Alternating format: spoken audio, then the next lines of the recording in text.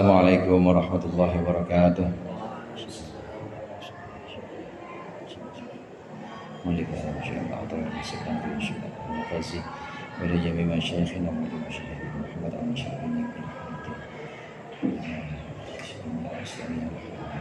Al-Fatihah. Alhamdulillahirabbil alamin. Ar-Rahmanir Rahim. Maliki yaumiddin. Iyyaka na'budu wa iyyaka nasta'in. Ihdinas siratal mustaqim. Shiratal ladzina an'amta 'alaihim ghairil maghdubi 'alaihim waladdallin. Amin. Bismillahirrahmanirrahim. Alhamdulillahilladzi hadana li hadza wa ma kunna linahtadiya laula an hadanallah. Asyhadu an la ilaha illallah wahdahu la syarika lah. Asyhadu anna Muhammadan 'abduhu wa rasuluh. Allahumma salli ala sayyidina Muhammadin abdika wa nabiyyika wa rasulika an-nabiyyil ummiyyi wa ala alihi wa sahbihi wa sallim taslima bi qadri 'azamati dzatika fi kulli waqtin wa hin. Amma ba'du. Segenap jamaah Ta'lim Jamiah Islamiyah yang dirahmati oleh Allah, alhamdulillah malam hari ini membawa nikmat iman dan Islam serta kesehatan, kita berkumpul kembali untuk melanjutkan pengajian Syarah Hikam. Mudah-mudahan ini mendapat ridha Allah. Apa yang akan kita pelajari menjadi ilmu yang bermanfaat dunia akhirat. Amin ya rabbal alamin. Belajar kitab Syarah Hikam itu artinya kita mempelajari apa-apa kondisi-kondisi yang pernah dialami oleh orang-orang sufi atau para salik. Kalaupun kita belum pernah mengalaminya, paling tidak dengan ngaji, dengan menelaah apa-apa yang pernah dijalani oleh para salik, maka kita termasuk orang-orang yang mencintai, orang-orang yang suka demen sama para sufi atau para salik itu. Lisadatun min izzihim aqdamuhum fawqal jibah. Kita semua ini punya pemimpin-pemimpin, kita punya panutan-panutan yang karena kemuliaannya maka telapak kaki mereka itu ada di atas kepala-kepala orang pada umumnya. Illam akum minhum fali fi hubbihim izzul hajah. Mudah-mudahan kalau aku tidak termasuk orang-orang yang demikian, paling tidak dengan mencintainya, dengan suka, demen, ngaji apa-apa yang sudah dilalui oleh para salik dan sufi, mudah-mudahan kita juga ikut punya keutamaan dan kemuliaan. Itu yang pertama, belajar hikam itu seperti itu. Bagian cinta kita kepada para wali, cinta kita kepada para sufi. Kayaknya masih jauh banget. Kita nih ini Ustaz gak nyampe gak apa-apa, minimal kita suka, minimal kita demen belajar tentang biografi atau sepotong sebagian dari kisah-kisah para tasawuf ini. Kalaupun kita nggak bisa, jangan ditinggalkan semuanya. Malah yudraku kulluh, la yudraku kulluh. Kalau kita nggak bisa dapat keseluruhannya, ya paling nggak dapat sebagian, nggak boleh ditinggal semuanya. Kalau ditinggal semuanya, itu namanya orang gede ambek. Lu ngaji begitu-begitu aja, mendingan gak usah ngaji tuh. Nah yang begitu tuh gak boleh tuh, karena yang tidak bisa didapat keseluruhannya itu tidak boleh ditinggal keseluruhannya. Sebagian-sebagian harus tetap dijaga. Mudah-mudahan ini bagian dari upaya kita untuk belajar ngaji hati, itu ngaji ilmunya para sufi, ilmunya para wali Allah. Berikut ini setelah membahas tentang bagaimana para wali itu menjaga kehambaannya kepada Allah, benar-benar kehambaannya itu pasrah total kepada ketentuan dan takdir-takdir Allah, berangan-angan untuk pindah dari takdir aja itu enggak, angan-angan aja enggak, apalagi sampai punya rencana plan A, plan B, plan C, enggak ada. Pokoknya berangan-angan aja enggak. Apa yang sudah Allah tetapkan dia jalani dengan senang hati.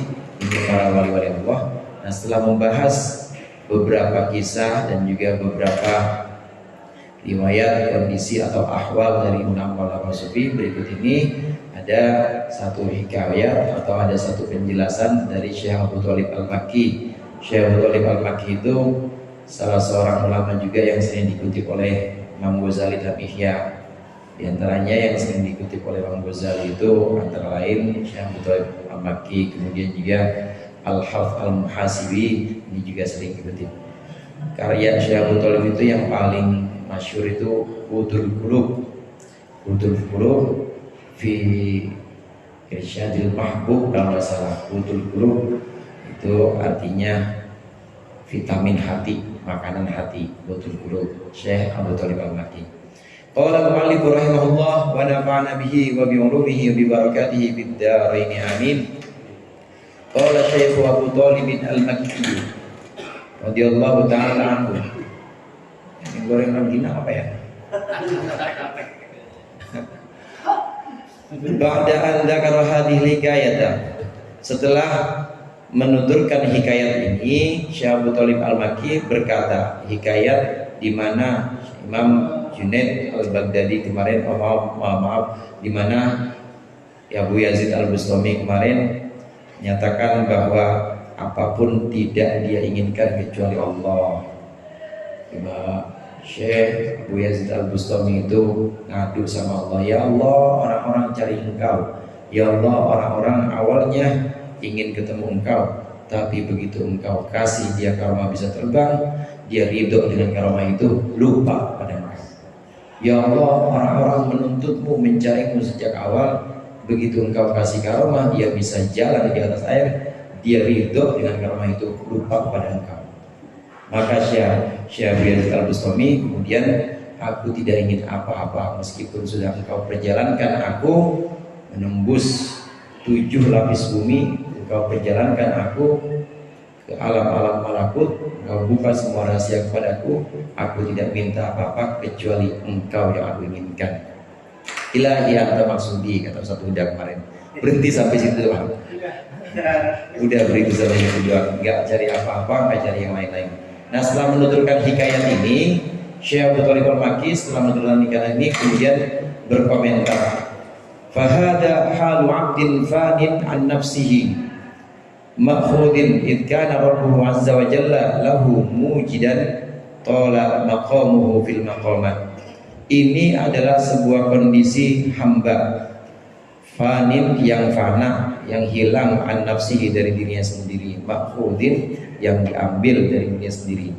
Id kana rabbuhu, meskipun ada atau karena ada Tuhannya azza wa jalla, lahu, kepada abd, pada si hamba itu mujidan, dialah Tuhannya itu mujidan, yang mewujudkan. Tola maqamuhu, betapa panjang maqamuhu, berdirinya atau makomnya si abd, si hamba, fil maqamati, dalam beberapa tempat-tempat dalam beberapa perhentian-perhentian atau makom-makom. Faqasurat an wasfihi as-sifatu, maka pendeklah an wasfihi, dari sifatnya si hamba, apa sifatu, sifat-sifat, wa haqqa, dan layaklah dan haruslah lahu, bagi si hamba, idza nadhara ilal hasani, ketika dia memandang kepada zat yang maha bagus, alladhi hasunat al mahasidu kulluha an husni, di mana segala kebaikan-kebaikan kulluha, seluruhnya itu bisa jadi baik, an husnihi, karena kebaikannya alladhi, kebaikannya Allah al-hasan. Wa syanat az-zainatu, dan menjadi jelek apa zainatu, perhiasan-perhiasan, jami'uha, seluruhnya perhiasan, ba'dan nadhari ila zinatihi, setelah memandang kepada perhiasannya alladhi al-hasan. Wa syahida, dan setelah menyaksikan siapa hamba abd al-jamala alladhi tajmul jamalu, alladhi tajammal al-jamalu, yaitu keindahan, alladhi tajammal al-jamalu wal mutajammilun, di mana bisa dikira jumal, di mana setiap orang-orang yang indah, orang-orang yang ganteng parasnya, wal mutajammiluna, dan juga orang-orang yang memperindah diri, itu bisa menjadi indah bijamalihi, sebab keindahannya alladhi. Maka haqqo, nah ini failnya, haqqo, haqqolahu, wa haqqolahu, selayak lahu, alla yastahsina, dia tidak menganggap bagus, siwahu, selain alladhi, selain Rabb maksudnya. Wa kaifa yuhibbu, dan bagaimana dia mencintai ghairama, selain sesuatu, istahsana, yang dia menganggapnya bagus, atau tazayyana, atau berhias. Itu apa tuh habis itu? Al fi aini. Berhias siapa hamba fi ainihi, dalam matanya hamba, illa iyyahu, kecuali Allah. Am kaifa yatlubu ghayra ma ahabba, atau dia mencari sesuatu, si hamba mencari sesuatu ghayra ma, selain sesuatu ahabba yang dia sukai, yang hamba itu tadi sukai, wa yasiru, dan menjadi hamba tadi ma ghairiba beserta sesuatu, tolaba beserta selain sesuatu, tolaba yang dia cari. Bal kaifa yahtammu, tapi bagaimana mungkin memperhatikan seorang hamba bi ghairima, memperhatikan sesuatu yang bukan tolaba, yang menuntut siapa hamba akan ma. Fahada na'tu abdin matlubin, ini adalah sifat hamba yang dituntut, bi ainima tolaba, dengan sesuatu tolaba yang mencari si hamba tadi. Wasfu syakhsin mahbubin, dan ini adalah sifatnya seorang yang dicintai, bi ainima ahabballahu, bi ainima dengan bi ainima, dengan bentuk sesuatu ahabba yang mencintai siapa hamba, bukan ahabballah itu, ahabba yang mencintai siapa hamba akan ma. Allahu yastafi minal malaikati rusulan, bermula Allah yastafi, itu memilih siapa Allah, minal malaikati, dari malaikat, rusulan akan beberapa utusan, wa minan nasi, dan juga memilih dari manusia. Intaha, selesai perkataan Syekh Abu Thalib Al-Makki. Ini komentarnya Syekh Abu Thalib Al-Makki tentang kesungguhan dari Imam Abu Yazid Al-Bustami kemarin ceritanya. Beliau berkomentar, ya bagaimana kita yang dari awal katanya ilahi anta maksudi, dari awal katanya inna sholati wa nusuki wa mahyaya wa mamati lillahi rabbil alamin, dari awal katanya karena Allah, cuma Allah, ibadahku, hidup matiku, tiap hari kita baca itu iftitah. Bagaimana mungkin seorang yang sejak awal berikrar bahwa hanya Allah tujuannya, kemudian bisa terpesona dengan sesuatu, dengan pemberian-pemberian yang sebenarnya pemberian itu tanpa Allah itu nggak ada apa-apanya. Bisa jalan di atas air, banyak orang kebanjiran pajak di atas air. Bisa terbang, Lion Air aja, Lion Air bisa terbang. Dapat karomah-karomah, itu semua bagian dari sesuatu kehebatan-kehebatan, kemuliaan-kemuliaan yang kalau Allah tidak mengizinkan ya akan bisa terwujud. Bagaimana mungkin kita yang sudah berikrar sejak awal mencari atau menginginkan Allah, tetapi ketika melihat keindahan-keindahan, ketika melihat kehebatan-kehebatan atau kekaguman-keaguman, keajaiban-keajaiban, kok kita bisa berpaling kepada itu? Padahal semua itu karomah-karomah, keindahan-keindahan itu tanpa Allah gak akan ada apa-apanya. Allah yang bisa mengizinkan itu semua. Bagaimana mungkin kita mementingkan sesuatu yang sebenarnya itu bukan Allah, tapi itu adalah pemberian Allah. Orang diundang yang sama raja, tapi sebelum diundang dia ditaruh di hotel dulu, dinepin di hotel, dilayani semuanya. Namanya pengen ketemu raja kan keringetan baru nggak pantas, maka dinepin di hotel, pokoknya dipermak dulu, dikasih makan segala macam supaya nanti saat ketemu raja itu benar-benar dalam kondisi yang layak. Keenakan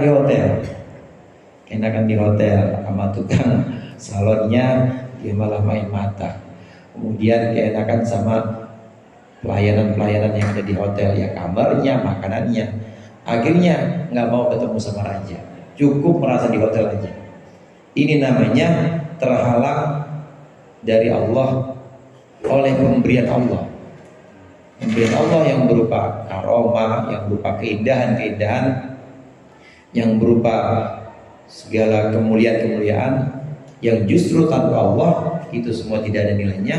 Ini kalau kita terlena maka bisa menghalangi kita kepada tujuan asal kita, yaitu tujuan Allah. Para sufi, para salik, ulama-ulama tasawuf itu sangat hati-hati kepada pemberian-pemberian berupa karomah, berupa kelapangan, baik itu kelapangan rizki, lapangan ilmu itu hati-hati sekali, karena khawatir dikasih enak, dikasih lapang, dikasih adem ayem aja, khawatir itu diulur sama Allah. Diulur lama-lama layangan telak, putus juga. Ya kalau putus ya udah.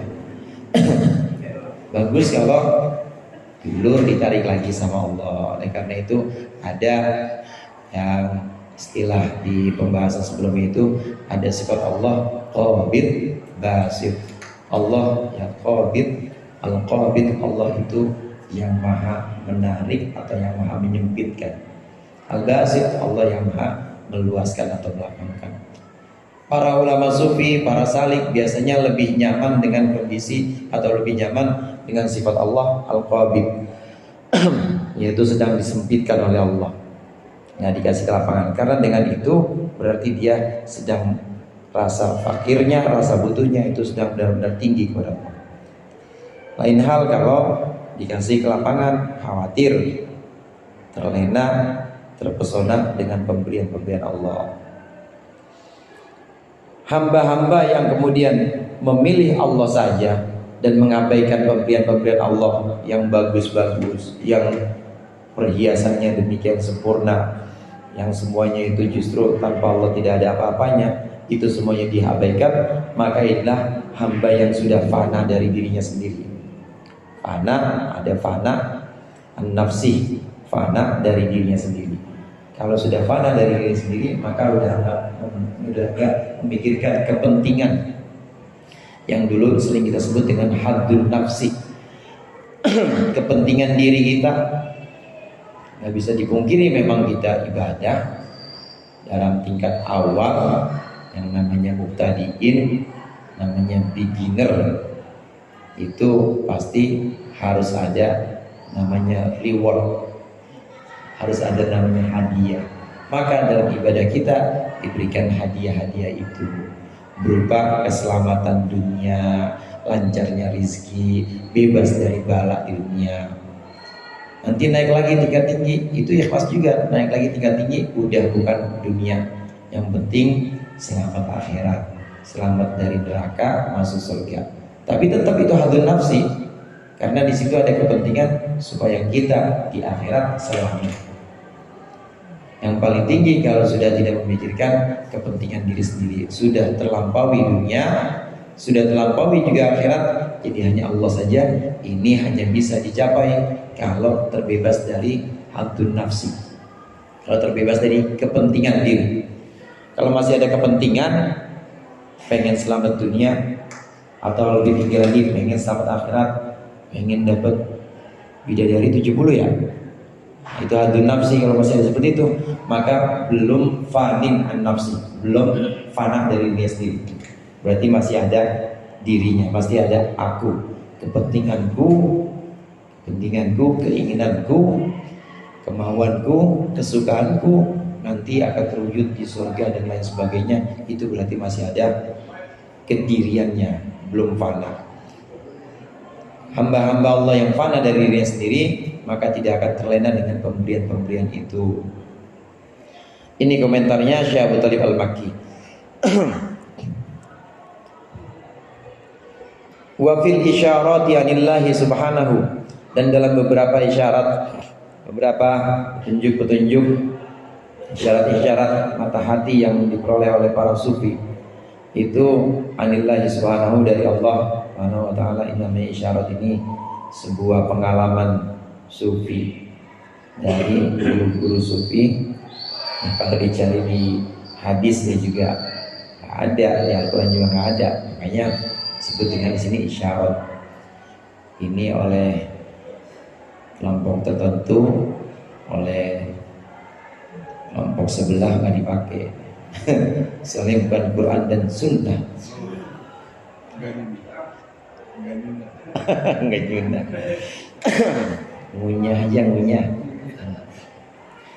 Dalam isyarat-isyarat yang diterima oleh para guru sufi, Allah berfirman, Allah berkata, ya abdi, wahai hambaku, inzil, menyingkirlah engkau, menyendirilah engkau, atau inzil, menyendirilah, sendirikan, atau kucilkanlah nafsaka, akan dirimu, kucilkan dirimu, yang azil, maka akan mengucil akan menjadi apa namanya ya, mengucil.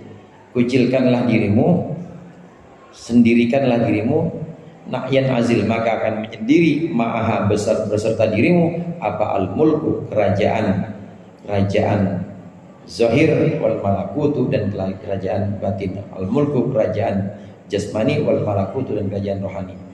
Mulk itu alam syahadah, al-mulku kerajaan yang kasat mata, alam kasat mata ini, wal malakutu dan alam yang tidak kasat mata.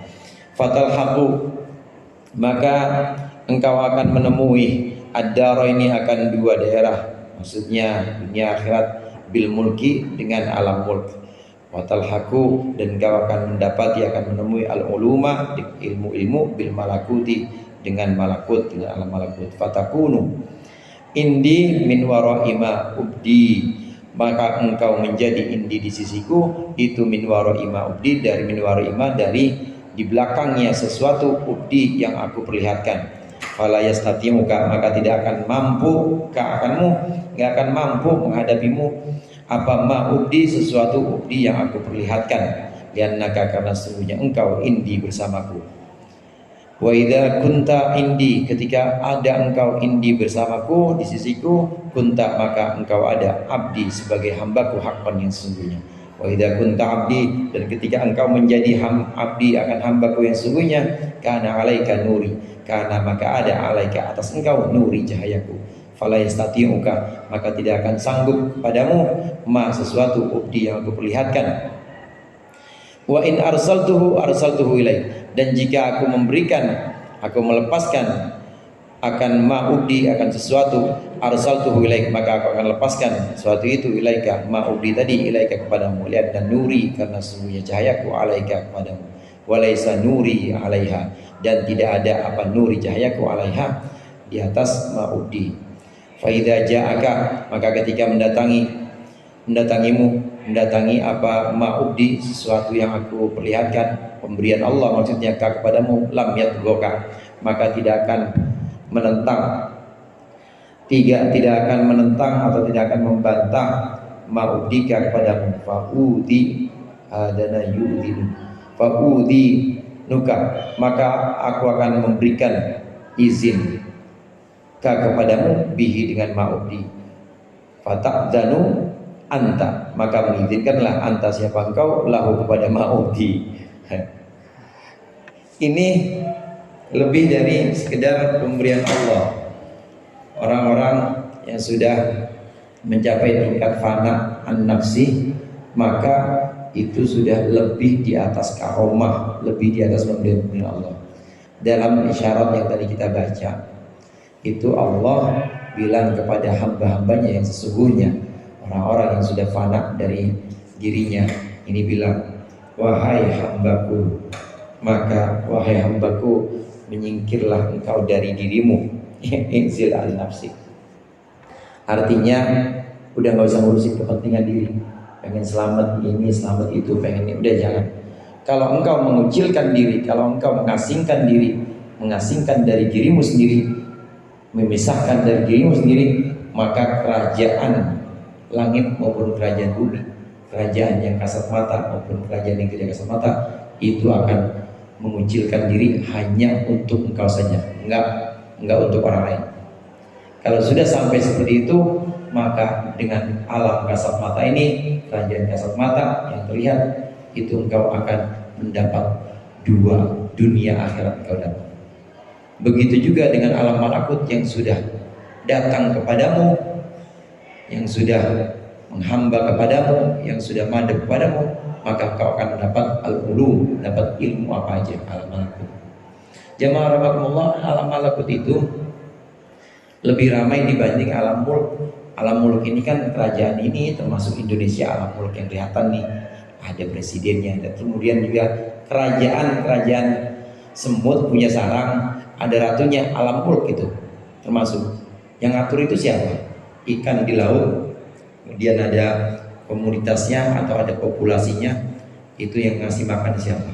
Warnanya nggak ada yang keliru, warnanya nggak ada yang salah, makanannya juga dapat semua. Itu keteraturan itu kadang-kadang disebut dengan al-mulk, yaitu kerajaan Allah yang kasat mata, meliputi semuanya, manusia, binatang. Nah, ada yang tidak kasat mata, alam malakut. Alam malakut ini lebih ramai dibanding alam mulk ini. Kerajaan kadang-kadang disebut dengan kerajaan langit. Yang dimaksud dengan langit ini bukan hanya atas, tapi sesuatu yang bukan bumi, sesuatu yang bukan kasat mata, itu malakut. Dan lebih luas lagi. Dengan alam mulk, dengan datangnya alam mulk kepadamu karena engkau sudah menghilangkan kepentingan diri, maka engkau akan mendapatkan darain, dunia akhirat. Dengan datangnya alam malakut, maka engkau akan mendapatkan ilmu-ilmu, pengetahuan rahasia-rahasia. Alam malakut yang luas ini Allah bukakan kepada para nabinya, diantaranya kepada Nabi Muhammad, kemudian kepada Nabi Ibrahim. Nabi Ibrahim diperlihatkan alam malakut, para nabinya diperlihatkan alam malakut. Maka dalam satu riwayat itu Nabi bersabda, nahnu ma'asyiral anbiya, kami itu kumpulan para nabi, demi Allah kami tidak pernah, kumpulan para nabi, kami tidak pernah Allah wafatkan kecuali rahasia-rahasia Allah sudah dibukakan kepada kami semua. Tahu semuanya itu. Ini model orang kayak Ustaz Ajis gimana? Tahu. Cuma diem aja dia. Diem aja. Nggak dikit-dikit komentar. Ente besok kayaknya dapat ini. Diem aja nggak komentar. Karena ketika para nabi itu Allah angkat, Allah wafatkan, itu pasti sudah Allah bukakan semua rahasia. Kok bisa seperti itu tadi? Menghilangkan kepentingan diri, maka alam mulk menghadap kepada kita. Alam malakut menghadap kepada kita. Dengan alam mulk kita dapat dunia akhirat, dengan alam malakut kita dapat semua ilmu, semua pengetahuan-pengetahuan yang ada dalam pengetahuan Allah. Kadang-kadang disebut di Lauhil Mahfuz. Kalau sudah seperti itu, maka engkau bersamaku, kata Allah. Wahai hambaku, kalau sudah seperti itu, maka engkau bersamaku.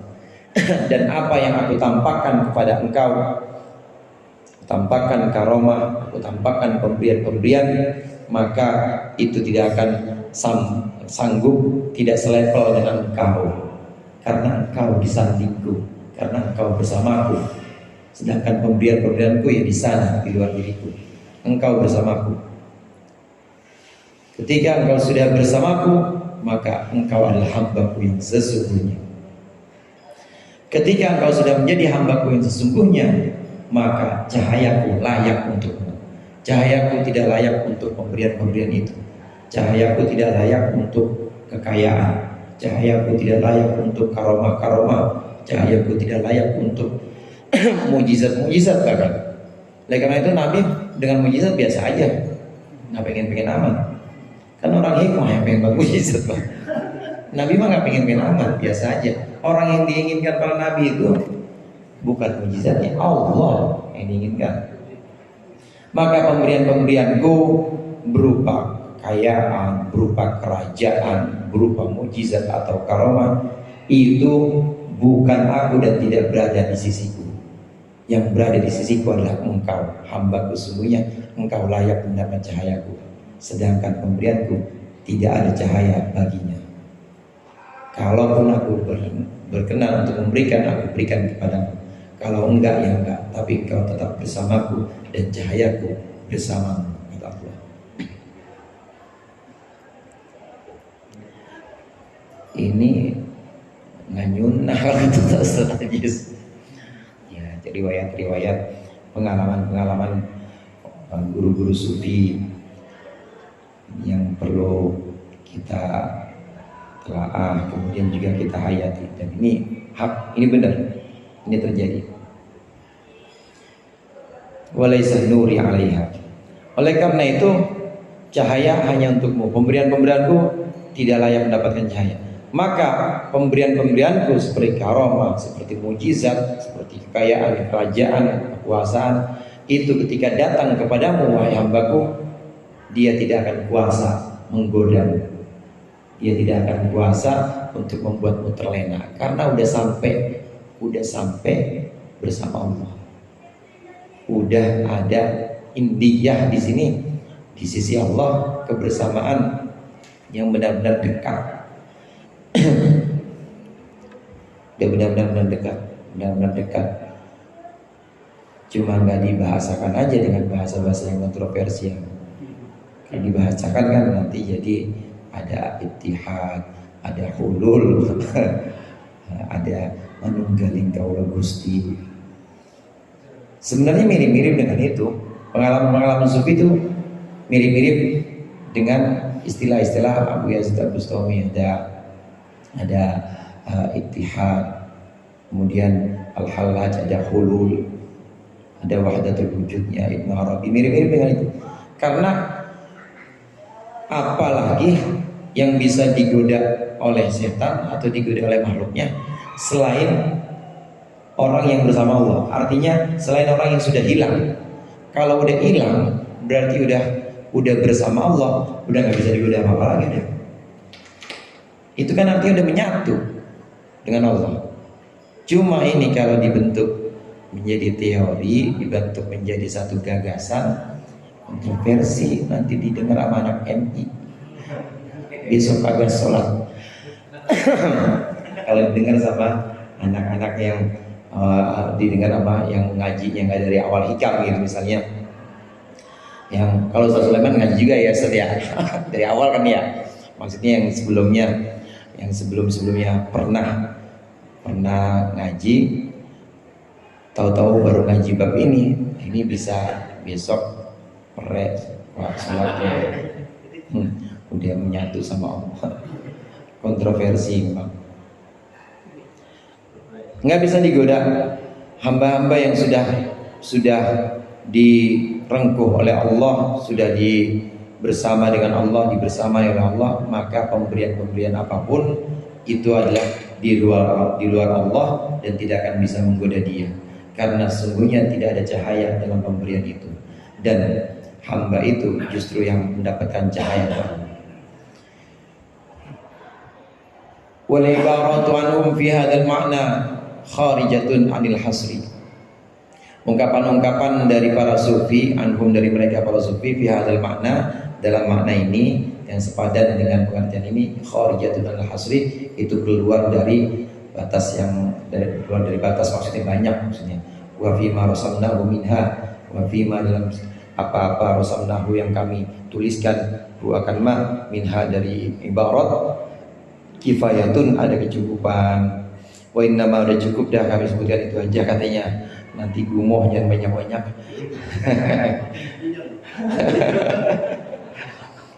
Wa innama dzakarna hadhil ma'aniya, hanyalah kami sebutkan mana-mana ini. Wa in kanat fid dhahiri a'la, dan meskipun ada mana-mana ini fid dhahiri, dalam dhahirnya itu a'la, lebih tinggi, min ayyatana walaha kalamul muallif, dari apa yang bisa direngkuh atau bisa diperoleh oleh kalamul muallifi, oleh ucapan muallif, ucapan Syekh atau ilah yang awal itu kemarin, bahwasannya manaka antad da'ya ma laisa mimma lil makhlukin, ma laisa laka mimma lil makhlukin. Enggak boleh ngaku-ngaku. Jadi enggak boleh ngaku-ngaku itu artinya akunya hilang, dirinya hilang. Nah, kalau udah dirinya hilang, fana nafsi. Kalau udah fana nafsi berarti kalau diterusin tuh, kalau udah fana nafsi berarti fana fillah. Kalau udah fana fillah, udah fillah. Nanti sebutannya ittihad, sebutannya wahdatul wujud. Cuma gak disebutin dari sini karena tahu yang ngaji macam iya.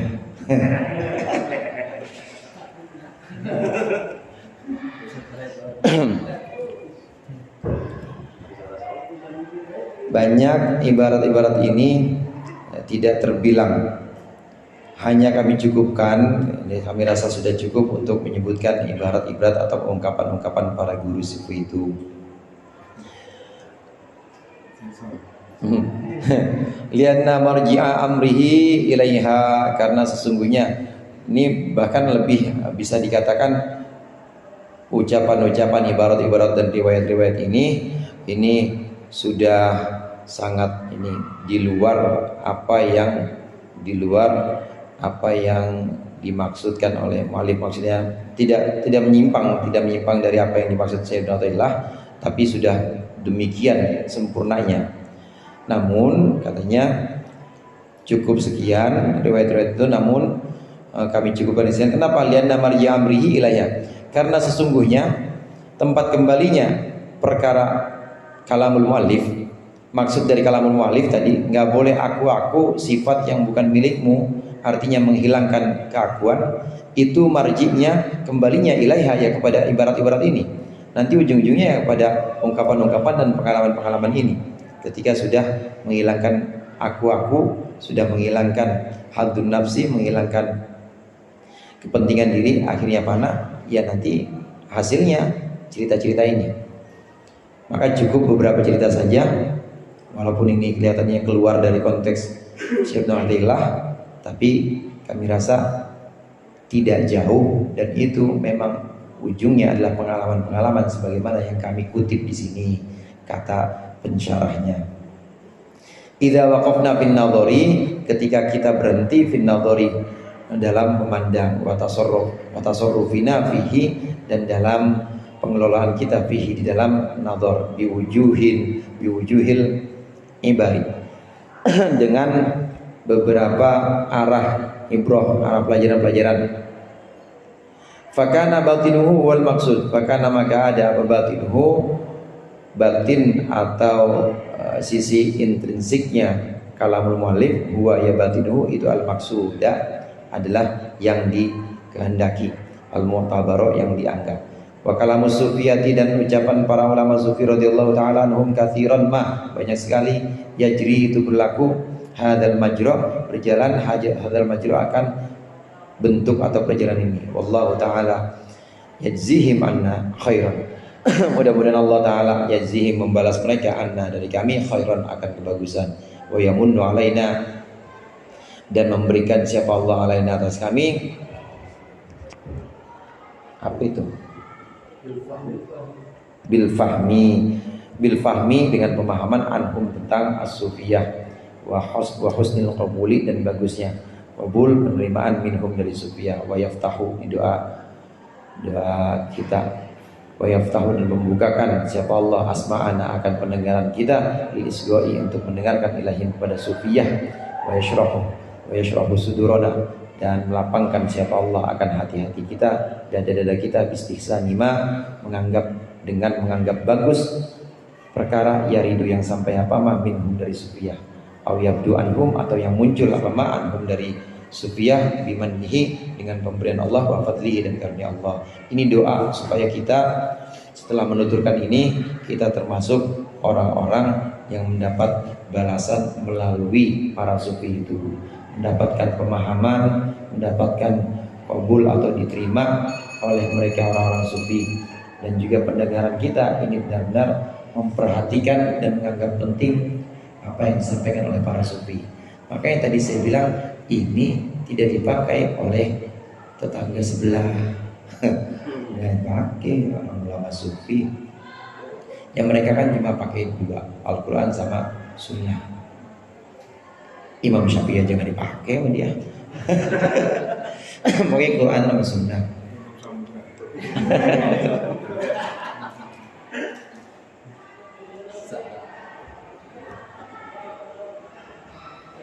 Setelah menceritakan tentang larangan untuk ngaku-ngaku, aku ini, aku itu, aku begono, aku begini, itu larangan untuk itu. Artinya sudah menghilangkan keakuan, menghilangkan kebiasaan juga. Kalau sudah bisa menghilangkan kebiasaan, maka yang luar biasa akan datang kepada kita, karena kita tidak tergantung dengan kebiasaan-kebiasaan itu. Ini ada dalam maqalah berikut ini. Kaifa tukhriqul laka, atau kaifa tukhraqu juga bisa itu. Kaifa tukhraqu lakal awaidu wa anta lam tukhriq min nafsika al awaida. Bagaimana mungkin bisa dirobek, bagaimana mungkin bisa ditembus laka, untukmu, apa al awaidu, kebiasaan-kebiasaan, wa anta, halnya bermula engkau, sedangkan engkau lam tukhriq, belum bisa belum bisa membedah atau belum bisa menghilangkan juga bisa, belum bisa menembus min nafsika dari dirimu al-awaida akan kebiasaan-kebiasaan. Bagaimana engkau bisa khariqil adat? Bagaimana engkau bisa menembus kebiasaan-kebiasaan, keluar dari kebiasaan-kebiasaan, mendapatkan sesuatu yang luar biasa, sedangkan engkau tidak pernah menuntut dirimu untuk berpisah dari tabiat atau kebiasaan-kebiasaanmu. Kharqul awaidi min kishafi alamil qudrati, bermula berbeda dengan kebiasaan, melawan kebiasaan. Merobek itu melawan juga, melawan kebiasaan bin kishafi alamil qudrati, dengan penyingkapan alam kudrahnya Allah. La yukrimu al-haqqu ta'ala, itu la yukrimu tidak memuliakan siapa al-haqqu ta'ala, Allah ta'ala, bihi dengan kharqul awaid, illaman, tidak memuliakan kecuali orang kharaqa, yang bisa melawan awaida, akan kebiasaan-kebiasaan awaida nafsi, akan kebiasaan diri-dirinya. Wa faniya an iradatihi, dan fana an iradatihi, dari kehendak-kehendaknya, wa hududihi, dan kepentingan-kepentingannya. Melawan kebiasaan, maksudnya melawan kebiasaan di sini dengan cara menyingkap kudrah, kekuasaan Allah. Melawan kebiasaan api membakar apa membasahi? Kebiasaan api membakar. Kita pengen misalnya ada seorang pengen supaya kebiasaan itu dilawan. Artinya jangan bakarlah api, coba api itu jadi dingin buat saya. Namanya ini melawan kebiasaan. Karena hukum-hukum itu mau tidak mau memang kita tangkap dengan akal, sesuai dengan kebiasaan dan sesuai yang sering terjadi. Kan berulang-ulang yang namanya api ya bakar ya, dari zaman dulu. Tapi itu sebenarnya hanya kebiasaan-kebiasaan aja, adat namanya istilahnya. Al-adat, maka disebut dengan adat, disebut dengan awaid. Itu kebiasaan-kebiasaan direkam oleh akal kita, maka akal kita menyimpulkan biasanya api membakar. Tapi karena saking seringnya, biasanya itu hilangin, api membakar. Padahal itu hanya hukum-hukum kebiasaan, hukum adat. Nah, hukum adat ini bisa nggak dilawan? Bisa, karena hukum adat itu bagian sesuatu yang sifatnya mungkin, bukan wajib. Hukum adat itu api membakar, itu sesuatu yang sifatnya mungkinan, sesuatu yang sifatnya itu mungkin, masih mungkin. Bisa nggak dilawan? Itu adat bisa. Yang lawan itu apa? Kadang-kadang yang melawan adat itu disebut dengan khariqul adah. Bagaimana orang bisa melawan adat, melawan kebiasaan api supaya nggak bisa membakar dia? Yaitu nanti Allah berikan karomah. Nah, kata Syekh Ibnu Taimiyah mengatakan dari di sini, bagaimana mungkin engkau bisa melawan adat kebiasaan api membakar? Misalnya engkau pengen api dingin, sementara engkau tidak bisa melawan adat-adat kebiasaanmu sendiri. Kebiasaanmu pengennya mau perempuan, kebiasaanmu pengennya kenyang mulu perut, suruh puasa ogah. Kebiasaanmu pengennya tidur aja, suruh begadang ogah. Bagaimana mungkin engkau bisa melawan kebiasaan-kebiasaan dalam hukum alam atau kudro ini, sementara engkau tidak mampu melawan kebiasaan-kebiasaan dirimu sendiri. Kebiasaan yang dimaksud di sini adalah hawa nafsu. Kalau sudah hawa nafsu, kebiasaan-kebiasaan diri, dan yang dikukuhkan itu adalah kepentingan diri, yang dikukuhkan itu kepengenan, irodah, pengen dimuliakan, pengen disamperin banyak orang, pengen A, pengen B. Kalau itu yang sudah dipenuhi, maka Allah tidak akan berikan karomah kepada orang-orang yang menuruti kepengenannya, karena tadi dia mengikuti kebiasaan dirinya, kebiasaan nafsunya. Kalau dia mengikuti kebiasaan nafsunya, maka akan Allah biarkan jadi orang biasa-biasa aja. Tapi kalau dia melawan kebiasaannya, maka Allah akan buat dia bisa melawan adat-adat atau kebiasaan kudroh, kebiasaan yang ada di hukum alam. Air yang harusnya kita tenggelam, itu kita bisa jalan di atas air. Bisa. Itu saya sering lihat tukang galon kan kalau mater jalan di atas air. Kalau pakai mobil kol itu jalan di atas air. Di atas air. Khawariq al-adah, melawan kebiasaan, cuma akan didapat kalau seseorang itu bisa melawan kebiasaan dirinya, yaitu keinginan, kehendak, hawa nafsu. Faman lam yasil ila hadhil maqamati la yatma'u fiha. Maka orang yang tidak bisa sampai ila hadhil maqamati, kepada makom-makom ini, orang yang tidak bisa sampai kepada makom menahan diri, menahan kehendak, menahan kepentingan, la yatma'u fiha, la yatma'u, dia maka tidak akan pengen banget fiha, di dalam karamah. Wa in dhuhara lahu, dan meskipun muncul lahu baginya ma, sesuatu, suratuhu, yang bentuknya ma, itu suratul karamati, bentuk-bentuk karamah. Kalau seorang salik yang benar-benar, murid yang benar-benar, dia tahu dia masih malas sholat, yang wajib-wajib aja, puasa Ramadan doang, yang ngaji juga seminggu sekali misalnya. Nah, gua banget. Yang wajib-wajib doang, yang lain-lain nggak ada. Riyadhah jarang banget yang namanya riyadhah, tirakat boro-boro. Kalau seorang salik yang betul atau murid yang betul tahu dia itu masih belum bisa untuk riyadhah, tahu dia itu belum bisa melakukan selain yang wajib-wajib, sunnahnya masih jauh-jauh, maka dia nggak akan ngarep-ngarep dapat karomah, nggak akan ngarep-ngarep dapat sesuatu yang sifatnya itu luar biasa menakjubkan. Kalau toh muncul bentuk yang mirip-mirip karomah, orang datang tolong bikinin air. Lah, air mah yang bikin Allah, yang ngalirin pam.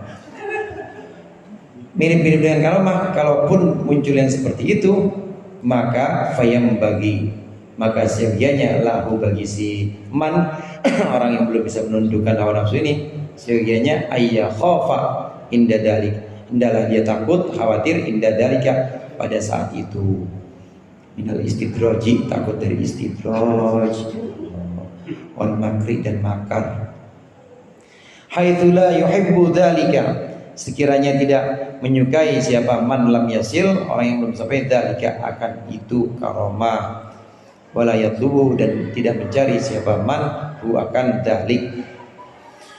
Fa in habbahu aw talabahu fa huwa dalilun ala baqaihi ma iradatihi, dan jika dia menyukai akan dalika aw talabahu, atau menuntut, bukan hanya suka, ambisi malah dicari-cari, fa huwa, maka dia man lam yasil itu dalilun, atau fa huwa, maka talabuhu pencarian dia itu dalilun ala baqaihi, adalah satu dalil bukti ala baqaihi, atas tetapnya si man orang tadi tetap bersama apa? Ma'a iradatihi, bersama karepe dhewe, wa hududihi, dan kepentingannya sendiri, wa adatihi, dan adat kebiasaan sendiri. Fa kaifa tukhriqul awaid, atau fa kaifa tukhriqul awaidu, bagaimana bisa dilawan apal awaidu, kebiasaan-kebiasaan, liman, bagi orang, hadihi sifatuhu, yang ini semua tidak bisa menundukkan kepentingan, kehendak. Ini semua sifatuhu, ada sifatnya, ala sabil karamati, atas jalan atau pintu karomah.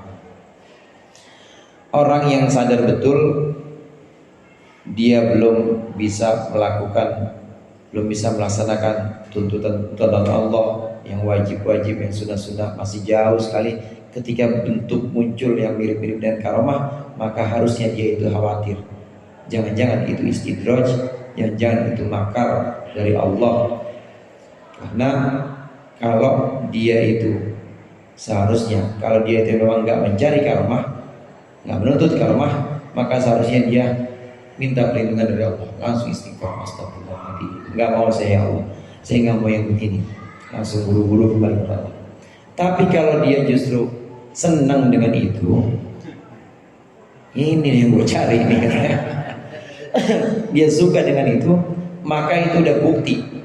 Itu udah bukti kuat bahwa dia sudah bersama karep PDW tadi, ma baqaihi rodati. Dia sudah sesuai, sudah bersama kehendaknya sendiri, sudah bersama kepentingan dirinya sendiri, dan sudah bersama adat kebiasaannya sendiri. Kalau dia sudah bersama adat kebiasaan sendiri, mana mungkin dia bisa melawan adat-adat hukum-hukum yang sudah ada di alam semesta ini. Ya air ya tetap air, api ya dibakar ya, dibakarin ke dia ya tetap melepuh juga. Kalau tuh tetap nggak mempan juga, hati-hati. Itu istidraj, itu bisa jadi makar. Maka orang-orang yang sifatnya itu masih seperti sebutkan tadi, masih belum bisa menahan keinginan-keinginannya, menahan maksud-maksud hatinya, atau menahan kepentingan-kepentingan dirinya. Ketika muncul karamah, dia harusnya waspada, harusnya takut kepada Allah. Oleh karenanya di antara doa-doa para ulama sufi itu, antaranya Syekh Abdul Hasan Asy-Syadzili itu, nas'aluka ismata fil harakati was sakanati wal khatarati wasyukuki. Aku mohon perlindungan padamu ya Allah dari gerak, dari keraguan, dari diam, wal awhamisat, dan dari waham-waham, anggapan-anggapan, dari iradah, dari keinginan-keinginan. Aku mohon perlindungan kepadamu ya Allah dari keinginan-keinginan, termasuk diantaranya keinginan-keinginan dalam berupa karomah, dalam berupa kemuliaan-kemuliaan. Itu mohon perlindungan kepada Allah. Hizib-hizib, doa-doa yang disusun oleh para imam-imam besar sufi itu untuk mendoakan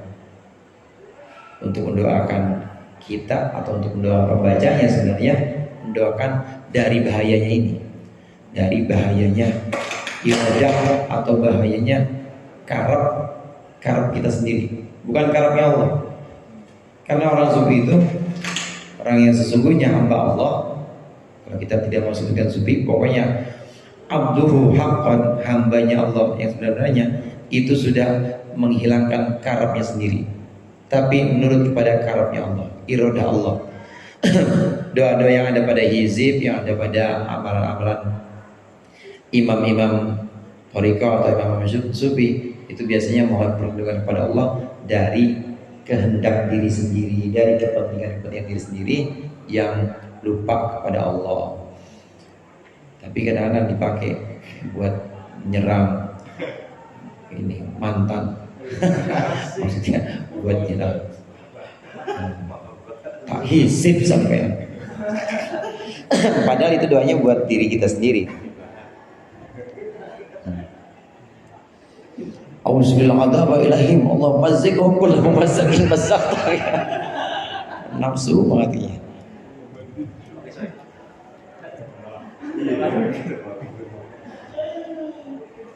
Wal hal hada illa muhalun la yastaqimu, dan tidaklah ini illa muhalun la yastaqimu, kecuali mustahil la yastaqimu, yang tidak ajek, yang tidak istiqomah. Mustahil Allah berikan sesuatu karomah kepada orang yang belum bisa menundukkan hawa nafsunya, belum bisa menundukkan keakuan dan kepentingan dirinya.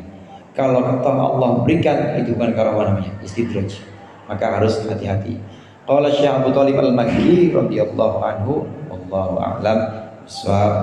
Dikurangnya mohon maaf, dan bermanfaat. Allahumma fiqh ila aqwamit thoriq. Assalamualaikum warahmatullahi wabarakatuh.